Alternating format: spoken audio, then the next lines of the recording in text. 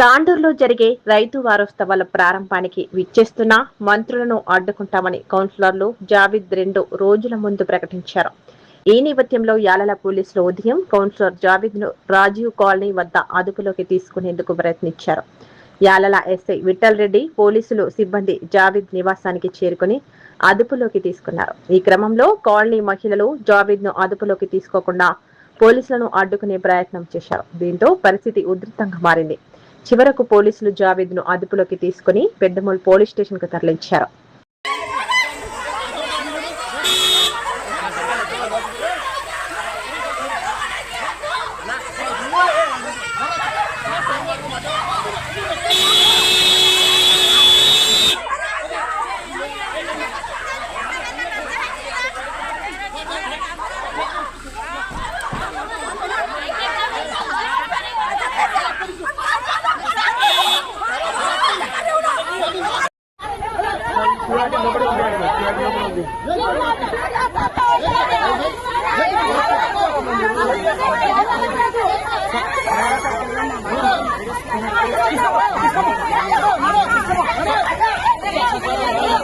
Channel ని subscribe చేయండి.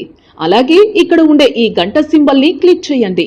మేము అప్డేట్ చేసే ప్రతి వీడియో నోటిఫికేషన్స్ మీకు వచ్చేస్తాయి.